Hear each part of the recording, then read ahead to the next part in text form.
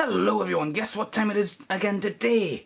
That's right, it's me doing another review. I've managed to upload after, of course, having done it, edited it, put some music on in the background and God knows what else I've done. Because today I'm reviewing this lovely submarine from Lego, and of course I'm desperately attempting to resist singing along to songs such as Under the Sea, Under the Sea, Under the Sea, Under the Sea, Darling it's better, down where it's over, take it from me, and of course we all live in a yellow submarine, a yellow submarine, a yellow submarine. Because to do that would be blasé and quite pedantic and quite typical of every other cliche you could possibly imagine, so I'm not going to do that. Oh bugger. Right, moving quickly on, let's just do the standard quick look over the box. There's a repeat of the main box art and the warning that the submarine does not float. And of course it also mentions in German that the U-boot schwenkt nicht, or nicht or whatever. I don't speak German and I'm only assuming that's German because it says U-boot. Could have sworn it was U-boat, but never mind. Looks like they've got some treasures. They've managed to plunder some booty. More repeats of everything else. There's the front of the box again. Don't need to see that more than once. Oh, look, it's Diver doing the Fonz impression. Should have known. 3-bag job from the looks of it. So let's see what we got here. Submarine does not float. Well, that's nice of you to keep reminding us, but it is after all a submarine, so it's not actually meant to go underwater. Let me just think about what I just said there. It's a toy submarine, so it's not meant to go underwater. Unlike a lot of other Lego products that are ship-shaped and whatever, to allow you to actually float them. For whatever reason, they've decided not to allow this to float, probably because it probably isn't airtight. Yeah, that's probably it. It's a rather nice, elaborate-looking design there. If you take a look at that, it does make for some quite nice dramatic pictures. But we're not here to admire the box art, are we? We're here to open this bad boy up, get the boxes out, get the bags out rather, boxes, get the bags out of the boxes, take a quick look at what we have here. It's just a reef, a rock formation, all by itself. We've got the instructions and stickers, and of course if you did actually bother with the stickers on this and then decide to play about with it in water, the stickers would come off. Probably would have been better to have some printed sections. So we've got the instructions there, and un, deux, trois. Alright, let's get it all put together then. Jump cutting in 3, 2, 1. And we're back! Welcome back! And of course, you might be wondering, will this review sink or swim?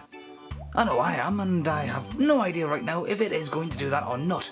That said, let's get on with it, because I'm just wasting time trying to make up really bad jokes on the fly. First of all, you've got to build this thing here, and you can see it's basically quite a reasonable looking facsimile of treasure buried at the bottom of the ocean.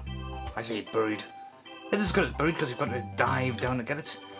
For all you know, the treasure could have been covered over with all kinds of sand and other rubble. As it is, it just happens to have been covered over by some giant ribcage. It could be a fish of some sort, it could be a whale, but it does lift it up like that, and it does let you open things up a bit to allow you to get at the treasure, just like that.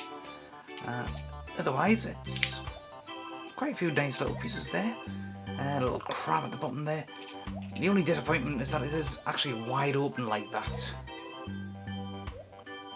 So that does give you some options if you want to incorporate into some of the design, of course, but c'est la vie. Then we have the shark. There's not really much to say about the shark, to be honest. It's got one point of mobility, which is the jaw. It opens and closes like that. Looks very good. It looks quite reasonable. It looks very much like what you would imagine a shark should look like if the shark was made out of Lego. I wonder if you can actually get a shark Lego kit, something that actually allows you to construct your own shark. Now there's an idea. Where are my grey bricks? I feel the idea coming to me, which I shall not go into any further than, oh, what the hell. If you're watching this, you've probably got the idea already. You're probably designing your own Lego set right now. Well, Good luck with that. They do pay royalties for it. It's only 1% of the total payments, but if it does sell, then 1% can actually lead to quite a fair bit of money for you.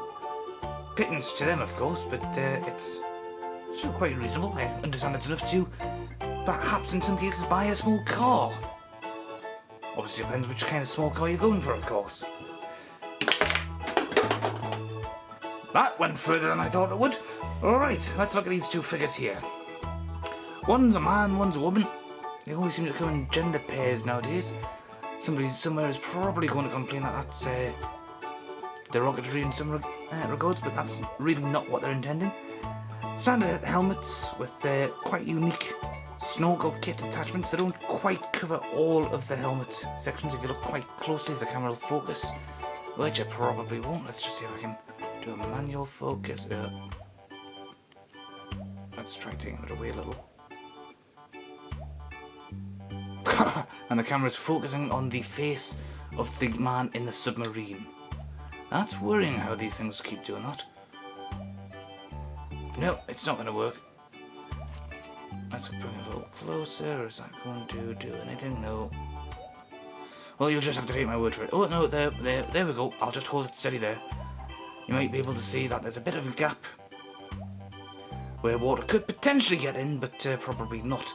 The snorkel kit, the bit here, looks quite decent. It looks like a suitable reserve piece, I suppose. You've got the refibrillator here and the oxygen tank on the back. You've got flippers, you know, that snap into place quite nicely. They do look quite good. There's no hair pieces for these, by the way, so you know, that's it. They just come as is. But beyond that, there's only one face each, so that's it. So you can't have them looking like they're gasping for air because the air tanks haven't been filled up properly. Although that would be somewhat hilarious to see, wouldn't it? But here's the pride and joy of everything here. The man who has opted not to wear any kind of wetsuit, any kind of diving equipment whatsoever, is in the pilot's seat. I think there's a pilot. No, ships have pilots, just as aircraft have pilots. Aircraft borrowing the term pilots from ships. I wonder if there's some other term for it. Anybody know what the controller of a submarine is actually called properly? Is it pilot? Is it something else altogether? Drop a line in the comments below and we'll see what we can see. The arms work quite well in general, although sometimes they're a bit on the stiff side. That's probably because it's a new kit. Although I'm a bit concerned about what you have here. There seems to be all kinds of weird things, such as this dish here, and then this camera laser type thing, and this little claw thing here as well, and then this piece of Lego Technic, which I'm assuming is meant to be some sort of cleaning apparatus. Hold it onto the ground and knock things away. Then you've got this hand here, which, well, I say hand, claw, hand type thing. Works quite well. He lied as a piece went flying off. Let's just put it down. It's probably just the newness of it, but there you go. But there's lots of little touches, like this light rig on the top here, these light rigs over here. Nothing on the back here, but the rear engines have a full 360-degree rotation, and they've got little spin bits here as well. They don't spin too well, but they certainly look the part, and they certainly do provide quite a nice aesthetic here. These pipes aren't connected to anything specific here beyond this little clip. Presumably to provide power to these tanks, or these tanks are supposed to provide oxygen to this pilot here. And you've got more little engines here, these little bits here. I'm not sure if they're supposed to spin around like that, but they do spin. Little antennas, you've got little compartments either side, which are a little difficult unless you've actually allowed your nails to grow like I have. I do need to clip them a bit. But you can see in there you've got little cargo compartments, storage containers either side. It looks very nice. It looks exactly as it should look like, really. The one thing I'm concerned about within the limits of the story's scope is, of course, the fact that the pilot here has no wetsuit. Now, sometimes this kind of submarine does allow the person occupying it to actually come out and do some work outside the craft. And of course you would think that therefore this person would have, you know, some sort of wetsuit. Of course you could just imagine that he's outside off somewhere else, you know, doing control stuff, providing radio support and so on, and one of the other persons is probably inside instead. Which just leads you to the point of how you get out of it. If you're actually in the bottom of the ocean, these things would take the oxygen out, pump water in, and then this would open like this. And you'd just float out. And that's fine if you've got a wetsuit. Obviously, if you've not got a wetsuit, then you're committing suicide.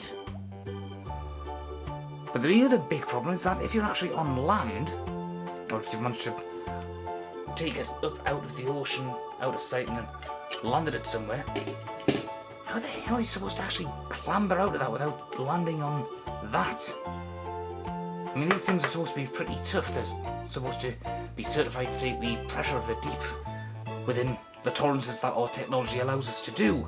But I still wouldn't want to actually jump out of the cockpit here onto that and then get out, because that means somebody somewhere is going to have to end up having the very difficult job of having to clean that glass canopy, or whatever it's actually made of, because I doubt it's actually glass. But there you go, that's my thoughts in a nutshell. And by nutshell, I've actually been talking for about 8 minutes, so God knows how much of this I'm going to have to edit out. Anyhow, I'm just going to sign off, so thank you very much for watching. See you real soon, sometime, I think.